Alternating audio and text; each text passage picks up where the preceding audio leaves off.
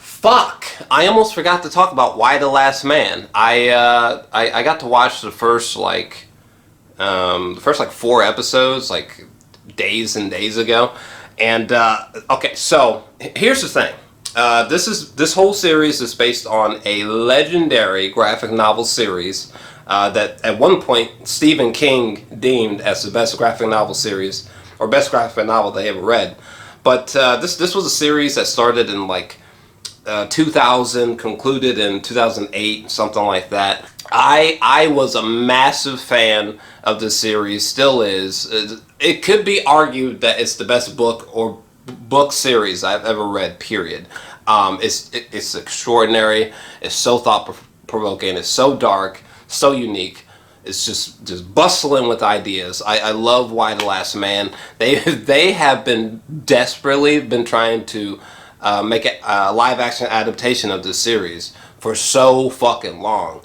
For the longest time, some of you already know, like Shia LaBeouf was attached, or at least rumored, to be playing Yorick Brown. And so the first episode, well, let me just say, I was so skeptical about this series or any live-action adaptation in general, just because like it's such a globe-trotting story. It's such a expansive, dense story. There's so many things going on visually, whether we're talking about nightmares, whether we're talking about moments where the series sort of dips into sci-fi or futuristic aspects.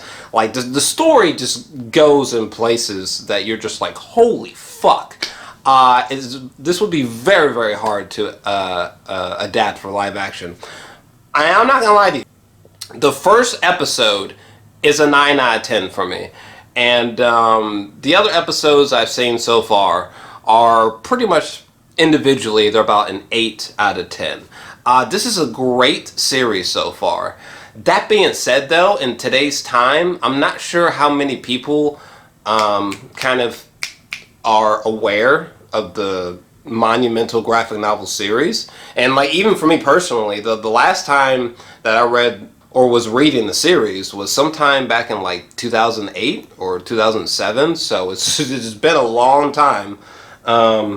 A lot of this, I'm just going off of memory as I'm watching it. It's so good so far. It's so good. The casting of Yorick and Agent 355 especially are just a fucking knockout. The actor that they chose, the actor that they chose for Yorick is perfect. It's perfect.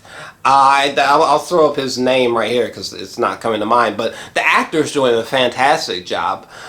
He completely reminds me of the comic book character who, you know, he's very quirky. You know, he had a bit of a sort of deadpan humor. You know, he can be a bit of a wimp at times. He can be very flawed, you know. He's just a regular man. He's like just this amateur magician just trying to get by. And then they totally capture that. They literally found an actress that pretty much just looks like Agent 355, and her performance is stellar. Is super solid. And like the way that Yorick and Agent 355 play off of each other in these episodes so far is fantastic. It's fantastic. And all of the CGI shots, the VFX shots are really fucking well done. Like when they're showing these like aerial cityscape shots and you're seeing the world in this post-apocalyptic kind of vibe, and you know, you're seeing cars abandoned on street corners, buildings smoking or vacant. There's one shot where we see like Yorick's sister. She sort of like looks up as like all the men are dying, and you see like this airplane like crash in the distance, just crash in the distance. It's just so well done.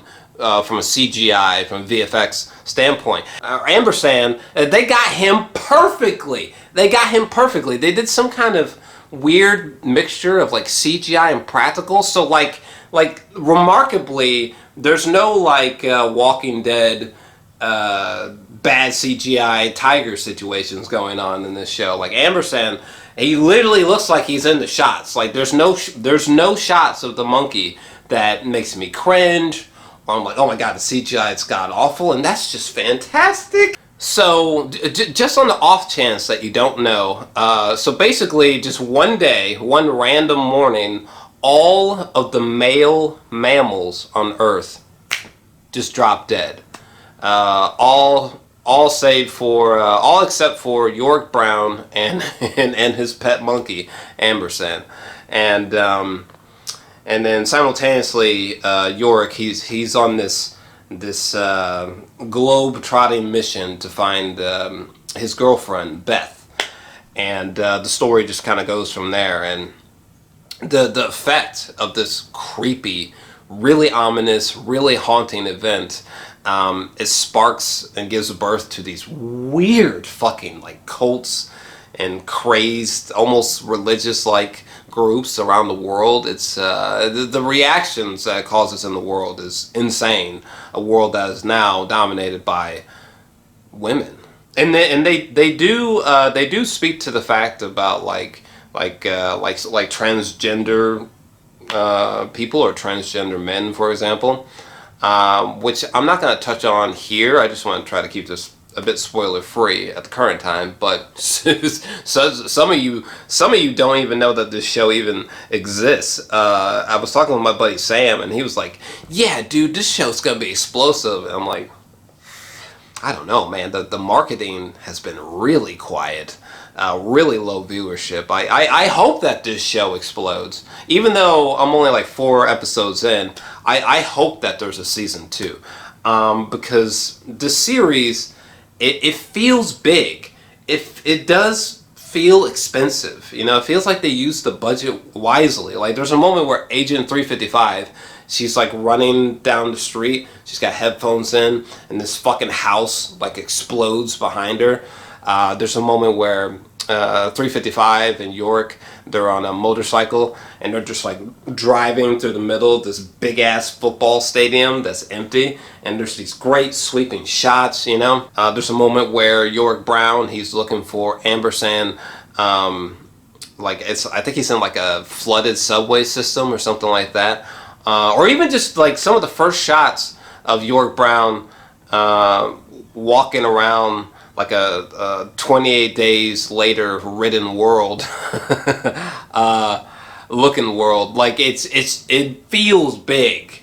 Like there's great huge widescreen shots. Like it does feel apocalyptic. It does feel like the world has been stricken by some kind of unknown Stephen King supernatural like force. And it's just like, what's going on? Why is this happening? They do a great job of playing up the mystery. The thing that made me nerd out is that the first time you see Yorick, he's in the straitjacket upside down. When they brought that shot to life, I was like, oh my god, there's hope yet. So yeah, it's a bit loose. It's a bit of a strange remix, but for the most part, it's very faithful and accurate to the comic book series. It's interesting that Beth is black. It doesn't particularly matter, but like I said, there's some interesting remixes in this adaptation. It's tense. There's moments that have me laughing. It's very engaging. However, another issue is that when these groups of people are interacting with these groups of people, a lot of times I kind of feel like my eyes are glazing over, or I feel like I can just go run up and spend 5 minutes getting something out of the oven, come back during those interactions and feel like I didn't really miss anything. It kind of reminds me of Angels and Demons or Da Vinci Code, where like there were like whole chapters that I would skip because Robert Langdon wasn't privy to the events in said chapters, and like I feel like I kind of didn't really miss anything. That kind of thing is definitely going on. I think it's because like those sequences, they're just not that compelling. They're not that gripping. they're not tense enough or presented in such a way for me to be like on the edge of my seat. But outside of that, though, this has been a great ride so far. Again, episode 1, 9 out of 10. Episodes 2 through 4, individually, 8 out of 10. It's been a great time so far. I can't wait to cover some more episodes, which I will soon. Because again, big fan of the comic book series. I can't wait to see Allison Mann, and I can't wait to see some of these crazed groups of women that we're gonna run into. I'm curious just how much they can flex a big budget in regards to this show. This show, it kind of just feels like it came out of fuck nowhere. The marketing has been so quiet. Like it feels like not too many people know about this show. So I really hope that there's some decent viewership, and I hope that this show pulls people in, because it's fucking awesome so far. But what do you think?